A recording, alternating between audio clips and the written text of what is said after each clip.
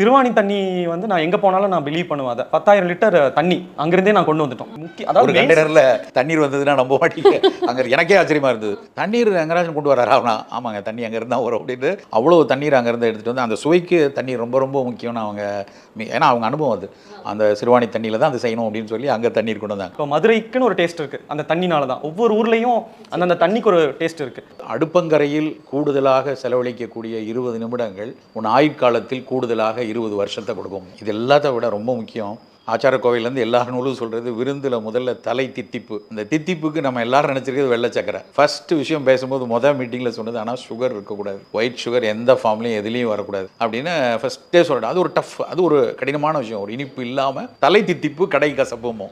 அப்போ அந்த இனிப்பு இல்லை வந்து வெள்ளை சக்கரெல்லாம் இருக்கும். ஒரே வார்த்தையில் இல்லை பண்ணிடலாம். எல்லாமே வந்து பனங்கருப்பட்டி, தேங்காய் சக்கரை, ஸோ ஒயிட் சுகரே யூஸ் பண்ணல.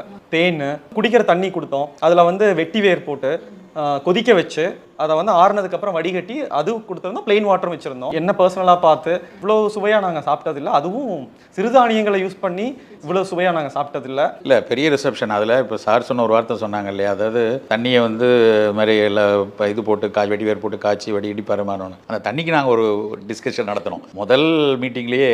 ஆனால் தண்ணி பாட்டில் வைக்கக்கூடாது நான் முதல் பேசணும். அது வந்து ஒரு டஃப்பான டெசிஷன். ஏன்னா நடராஜன் என் கூட, என்னோட ஃப்ரெண்ட், அவரும் இதில் ரொம்ப முக்கியமான பாட்டு.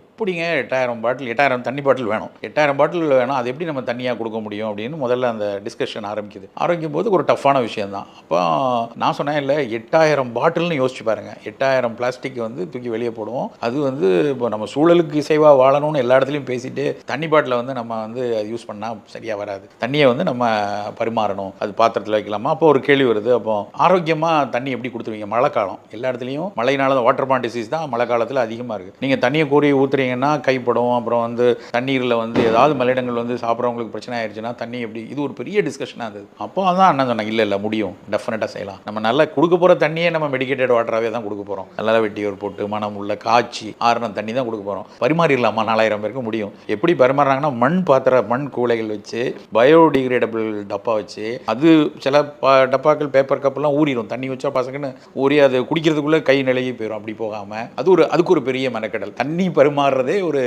மிக முக்கியமான ஒரு விஷயமா இருந்தது. இது வந்து பெரிய அளவில் ரீச் ஆச்சு. சொல்லப்போனால் வழக்கமாக வந்து சாப்பிட்ற கல்யாண வீடுகளில் செல்ஃபி எடுப்பாங்க. எல்லாரும் வந்து தனக்கு தெரிஞ்சவங்களோட இப்படி எடுப்பாங்க. எனக்கு தெரிஞ்சு கல்யாண ஃபோட்டோவை விட அதிகமாக ரங்கராஜ் தான் செல்ஃபி எடுப்பாங்க.